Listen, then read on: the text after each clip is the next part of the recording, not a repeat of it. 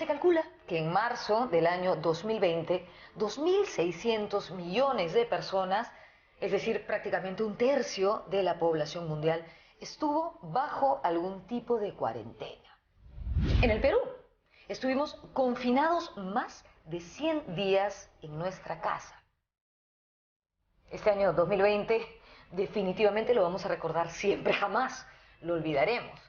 Y además será motivo de libros, películas, series y quién sabe qué cosa más. Algunos psicólogos han dicho que esta cuarentena ha sido el mayor experimento psicológico de la historia.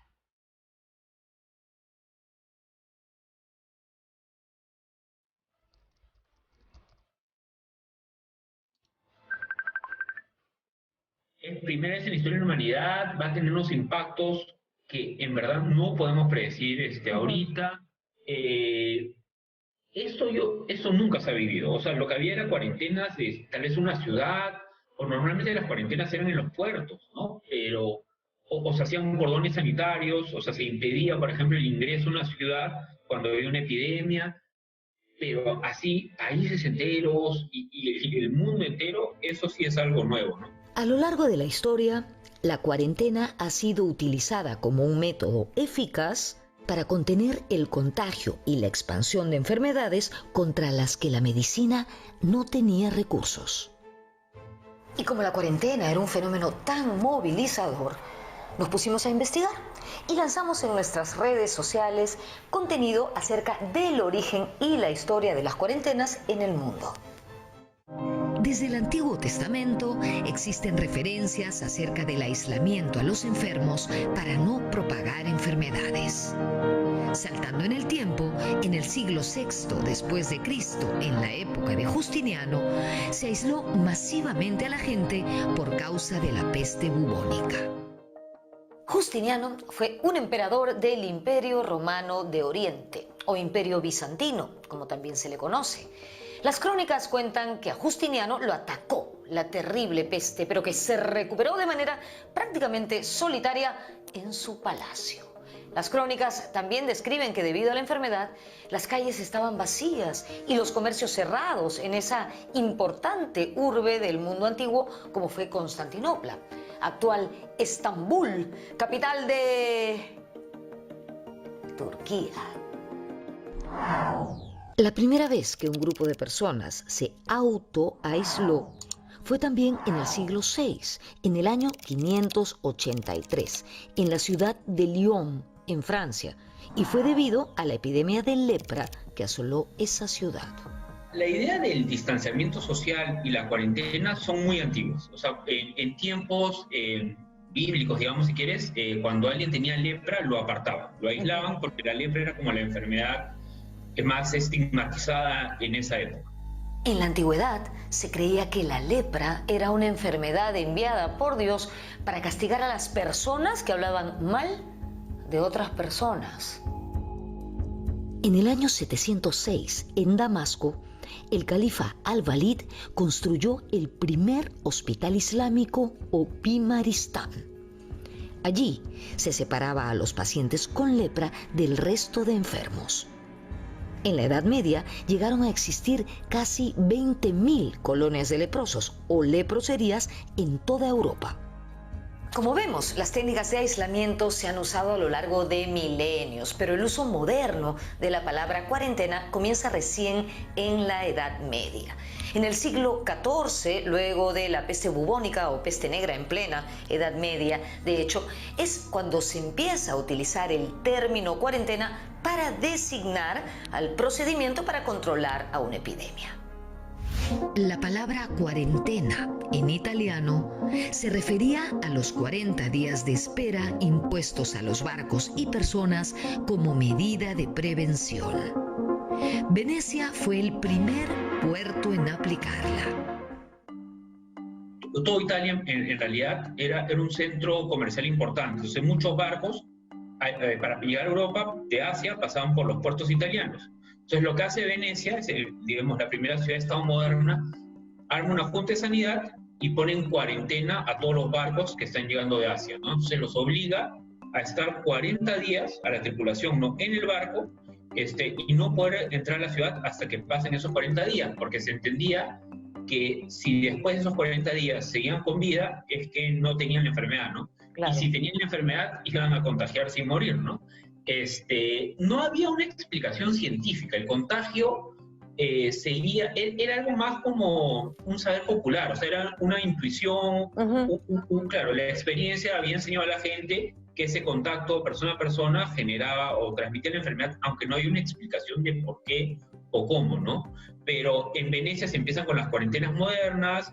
En 1377, en la ciudad medieval de Ragusa, actualmente Dubrovnik, en Croacia, se aprobó una ley que estipulaba que cualquier embarcación proveniente de una zona que había sido afectada por la peste negra debía aislarse durante 30 días. Esos 30 días se convirtieron luego en 40. Además, se construyó un lazareto, una suerte de centro de aislamiento, en una isla cercana, y allí se enviaban a los tripulantes de estas naves, donde permanecían hasta curarse o morir. Para el 9 de abril de 2020, solo 4 países del mundo no habían suspendido sus ligas de fútbol. Nicaragua en América, Bielorrusia en Europa, Burundi en África y Tayikistán en Asia. En esos países no se estableció cuarentena obligatoria. No se muevan, regresamos para conocer cuál fue la cuarentena más larga de la historia, que por cierto, fue hecha por solo una persona.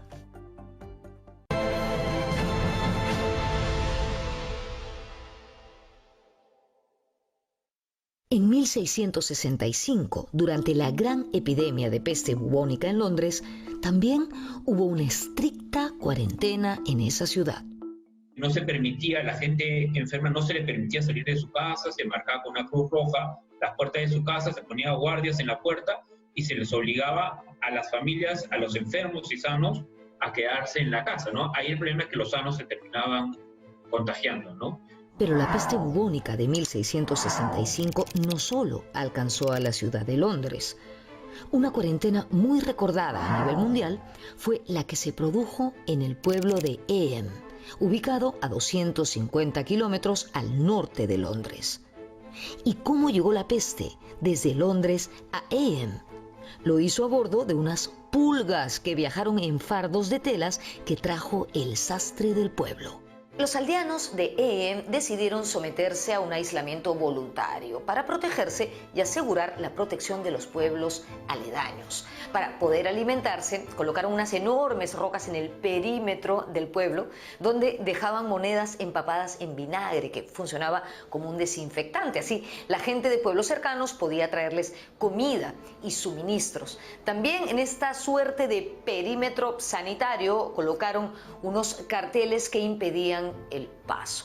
Igual murió muchísima gente, lamentablemente, pero en 1666 consiguieron acabar con la enfermedad. Entonces, esta notable cuarentena de Eem consiguió que la enfermedad no se propagara más al norte. En nuestra historia también existen algunos ejemplos de cuarentenas, pero a nivel más restringido. A fines del siglo XVI, el virreinato peruano fue azotado por una epidemia de viruela y garrotillo, nombre con el que se conocía a la difteria. Para atacarla, los infectados fueron confinados en una especie de cárceles que quedaban en las afueras de la ciudad. En 1833, la flamante República Peruana entró en pánico por la llegada del cólera, que venía procedente de México y Centroamérica.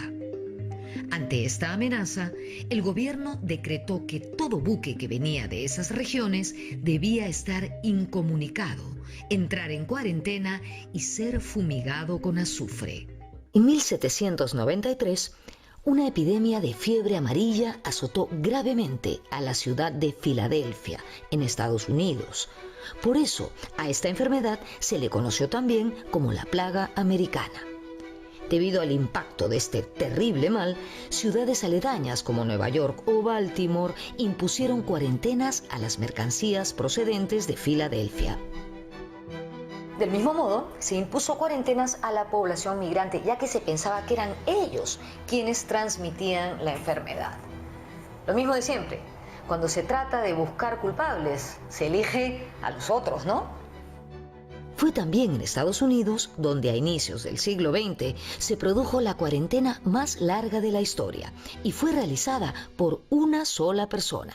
Mary Malone era su nombre, pero se hizo conocida como María Tifoidea. Ella era una cocinera de origen irlandés, que fue lo que ahora conocemos como la paciente cero de un brote de tifoidea en Nueva York. La desdichada mujer fue enviada a una isla donde vivió más de 25 años aislada del mundo. No han escuchado mal, 25 años en cuarentena. ¿Se imaginan? Les cuento más sobre la leyenda de María Tifoidea. Ella es además la primera paciente asintomática de la historia. Es decir, llevaba la enfermedad, no tenía síntomas, pero contagiaba. Entre 1900 y 1907 trabajó como cocinera en varias casas de Nueva York. La gente empezó a contagiarse de tifoidea y nadie sabía por qué, hasta que llegaron a la conclusión de que ella era la causante. En 1907 la internaron a hacer cuarentena en la isla de North Brother y permaneció allí hasta 1910, 3 años. Al cabo de esta cuarentena salió y se puso a buscar trabajo, pues la mujer evidentemente, ¿no? Incluso tuvo que cambiarse el nombre, pero siguió contagiando. En 1915 la volvieron a internar en esa isla y allí se quedó hasta 1938, año en el que murió. Es decir, María Tifoidea contagió a más de 50 personas, pero pasó más de 25 años de su vida en cuarentena. Ya hemos hablado de la mal llamada gripe española, que coincidentemente ocurrió en los últimos años de la Primera Guerra Mundial. Allí también se demostró la eficacia de las cuarentenas.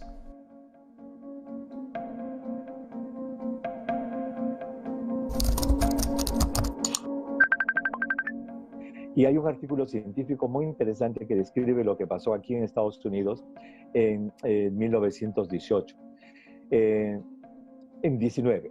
Lo que sucedió es de que los soldados regresaban del frente de batalla de la Primera Guerra Mundial y Filadelfia, que ya la gripe estaba acá, fue en el mes de septiembre, ya cambiaba el clima y hacía frío. Filadelfia quiso hacer un desfile de honor a esos soldados que regresaban de la guerra. Todas las autoridades de salud pública de Estados Unidos le dijeron al alcalde de Filadelfia, por favor, no lo haga, porque la gripe está acá y va a contagiar. Él no hizo caso y se realizó un desfile gigantesco de más de 200,000 personas para recibir a los soldados. Y el resultado fue que 2 semanas después, miles de muertos empezaron a aparecer en las casas y en los hospitales porque se produjo un contagio masivo.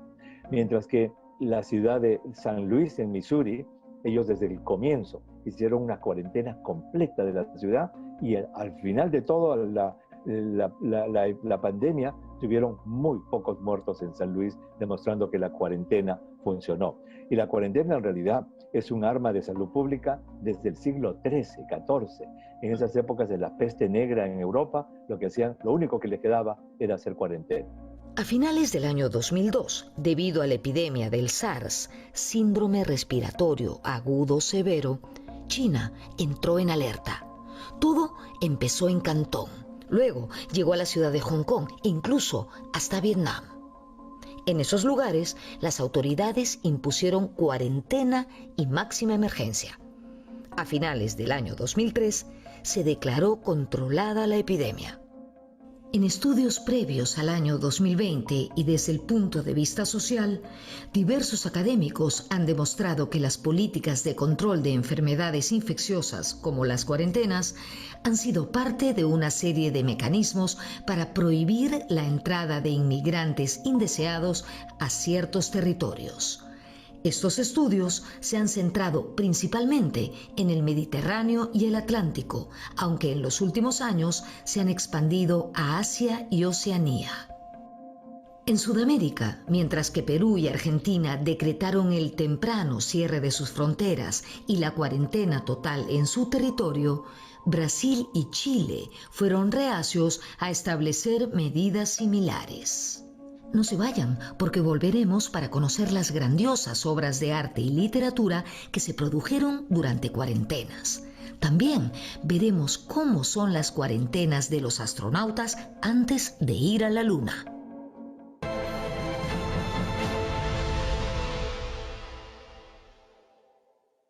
No es fácil estar en cuarentena.